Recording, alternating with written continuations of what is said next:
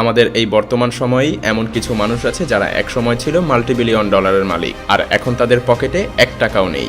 এমন অনেক সেলিব্রিটি আছে যাদের একসময় এতটাই জনপ্রিয়তা ছিল যে তারা ফ্যানদেরকে অটোগ্রাফ দেওয়ার ভয়ে পালিয়ে বেড়াতো, আর এখন তারা সেই ফ্যানদের কাছে গিয়েই রীতিমতো ভিক্ষা করছে। কারা ছিল সেই ধনী ব্যক্তি?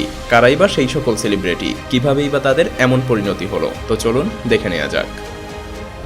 মুসা বিন শমশের বাংলাদেশের মধ্যে সবথেকে ধনী ব্যক্তিকে?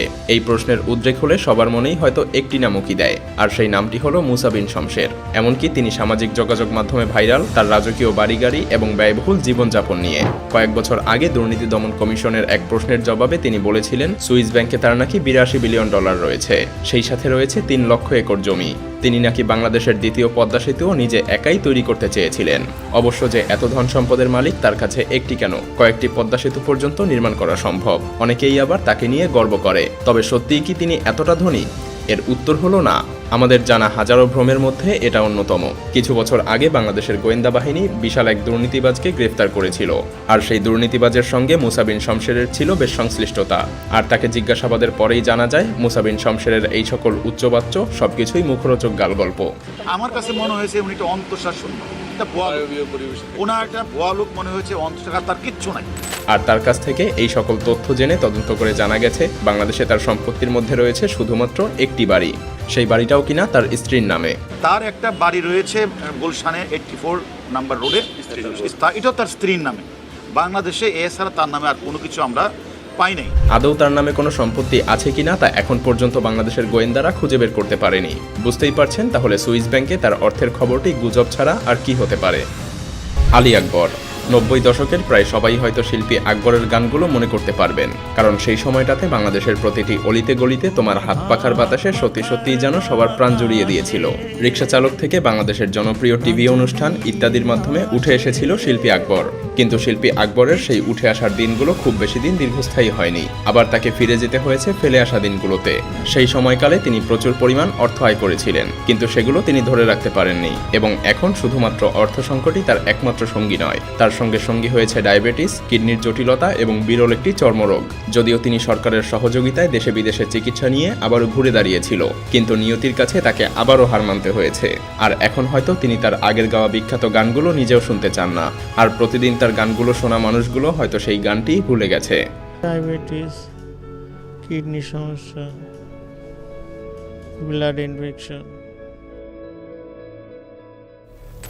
অনিল আম্বানি 2008 সালে তিনি পৃথিবীর মধ্যে 6ষ্ঠ ধনী ছিলেন। সেই সময়ে তার মোট অর্থের পরিমাণ ছিল প্রায় 42 বিলিয়ন ইউএস ডলার। কিন্তু বর্তমান সময়ে সেই ধনী ব্যক্তি 20,379 কোটি টাকার ঋণ মাথায় নিয়ে ঘুরছে। কিন্তু কেন? কি হয়েছিল তার সাথে? 2002 সালে ভারতের সবথেকে ধনী ব্যক্তি মারা যাওয়ার পর তার সমস্ত সম্পদের মালিক হয় তার 2 সন্তান মুকেশ আম্বানি এবং অনিল আম্বানি। সেই সময়ে মুকেশ আম্বানির অয়েল রিফাইনিং এবং পেট্রোকেমিক্যালের ব্যবসা ছিল, আর অনিল আম্বানির কাছে ছিল রিলায়েন্স কোম্পানির টেলিকম, পাওয়ার জেনারেশন এবং ফাইন্যান্সিয়াল সার্ভিস জেনারেশন বিজনেস। কিন্তু সেই সময়ে অনিল আম্বানি একটি ভুল সিদ্ধান্ত নেয়। তিনি তার বিজনেসকে সম্পূর্ণভাবে পাল্টে ফেলেন। তিনি বিভিন্ন খাতে টাকা ইনভেস্ট করেন। অনিল আম্বানির সবথেকে বড় ক্ষতি হয় তার ভাই মুকেশ আম্বানি 2010 সালে টেলিকমিউনিকেশন ব্যবসায় এন্ট্রি করে। আর 2016 সালে মুকেশ আম্বানি ও জিও কোম্পানি লঞ্চের পরে শুধুমাত্র অনিল আম্বানিরই নয়, ভারতের যেন প্রায় সব টেলিকম ইন্ডাস্ট্রিতেই ধস নামে। অনিল আম্বানি টেলিকম বিজনেসে আর টিকতে না পেরে 2017 সালে তার ব্যবসা বন্ধ করে দেয়। কিন্তু ইতিমধ্যেই তার ঋণ এতটাই বেড়ে যায় যে British telecom company Ericsson Anil আম্বানির নামে সুপ্রিম কোর্টে মামলা ঠুকে দেয়। অবশ্য সেই সময়ে অনিল আম্বানিকে তার ভাই মুকেশ আম্বানি যদি সহযোগিতা না করত তাহলে হয়তো তাকে এতদিন জেলেই থাকতে হতো, কারণ সেই সময়ে অনিল আম্বানি এরিকসন কোম্পানির কাছে প্রায় 5 বিলিয়ন ডলার ঋণ ছিল। 2020 সালে অনিল আম্বানির ঋণ এসে দাঁড়ায় প্রায় 50,000 কোটি টাকা। বিজনেস এক্সপার্টরা মনে করেন অনিল আম্বানির আজ এই পরিণতির কারণ তিনি তার ব্যবসায় ইনভেনশন নিয়ে আসেননি, তাই তিনি আজ মাল্টিবিলিয়ন ডলারের মালিক থেকে মাল্টিবিলিয়ন ডলারের ঋণ খেলাপির তালিকায়। ডেল বিলজেরিয়ানের বিলাসবহুল লাইফস্টাইলের জন্য তাকে কে না চেনে। তিনি তার জীবদ্দশায় কত মিলিয়ন ডলার যে ব্যয় করেছে তার হিসেব হয়তো তিনি নিজেও জানেন না। এমনকি তিনি হয়তো এটাও জানেন না যে তিনি কত মেয়ের সঙ্গে শারীরিক সম্পর্ক করেছেন। সোশ্যাল মিডিয়াতে তিনি বেশ অ্যাক্টিভ থাকেন। প্রতিনিয়ত তিনি তার বিলাসবহুল লাইফস্টাইলের ছবি পোস্ট করে থাকেন, আর এ দেখেই বিশ্ববাসী মনে করে হয়তো তিনি বিলিয়ন ডলারের মালিক। কিন্তু সম্প্রতি তার কিছু কর্মকাণ্ডে তার বিলিয়ন ডলারের উৎস বেরিয়ে এসেছে। তিনি একসময় প্রায় 1500 কোটি টাকার মালিক ছিলেন। কিন্তু কি এমন কর্মকাণ্ডের কারণে তাকে প্রায় 340 174 কোটি টাকার ঋণ পরিশোধ করতে হচ্ছে। আর কেনই বা তার বিলাসবহুল লাইফস্টাইল থেকে তাকে বেরিয়ে আসতে হয়েছে? প্রথমেই বলে নেই, তার বাবার রেখে যাওয়া একটি কোম্পানি আছে। সেই কোম্পানিটির নাম ইগনাইট। তবে সেই কোম্পানিটির মালিক কেবলমাত্র তিনি একা নন, কারণ কোম্পানিটির রয়েছে হাজার হাজার শেয়ার হোল্ডার এবং ইনভেস্টর। তার ব্যক্তিগত অ্যাকাউন্টে তেমন কোনো অর্থই ছিল না। তাহলে তিনি কিভাবে এত পরিমাণ টাকা ব্যয় করে বিলাসবহুল লাইফস্টাইল উপভোগ করেন?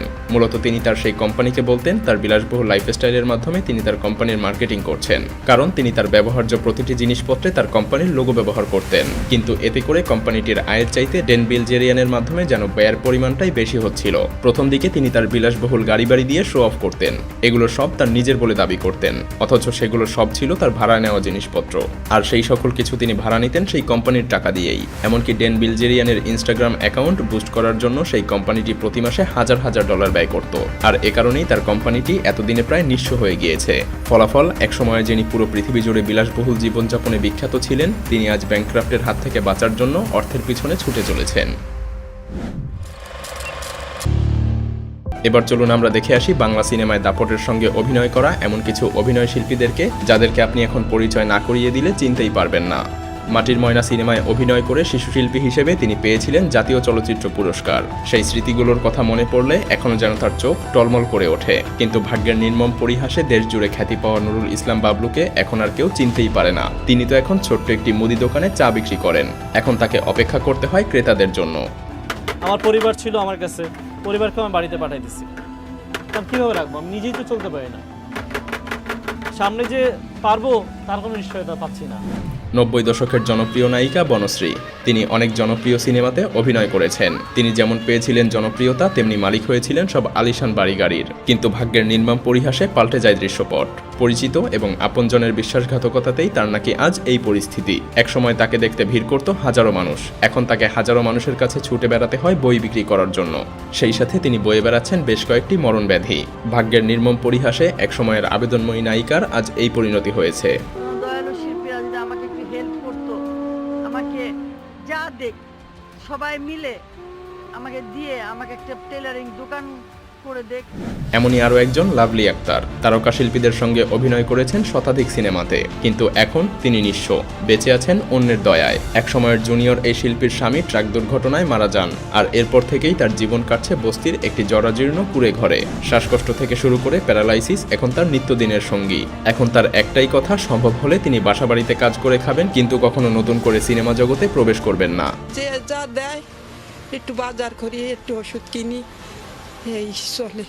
ডাক্তারে যা খাইতে কয় পাবো কনে, আমি বাসা বাড়িতে কাজ করে খাবো, তাও ভালো, আমি আর ওইখানে ঢুকবো না। সত্যি বলতে বিলাসবহুল জীবনযাপন, জনপ্রিয়তা, খ্যাতি এগুলো সবসময় চিরস্থায়ী হয় না। তাই সময় থাকতে আমাদেরকে সতর্ক হওয়া উচিত। ভিডিওটি ভালো লাগলে শেয়ার করতে পারেন, এবং আপনি যদি এমনই রহস্য, রোমাঞ্চ, আনকমন আর ইন্টারেস্টিং ভিডিও দেখতে পছন্দ করে থাকেন, তবে মায়াজাল চ্যানেলটিকে এখনই সাবস্ক্রাইব করুন এবং পাশে রাখা বেল আইকনটি প্রেস করুন। তো দেখা হচ্ছে আগামী এপিসোডে। ততক্ষণ পর্যন্ত ভালো থাকবেন। ধন্যবাদ।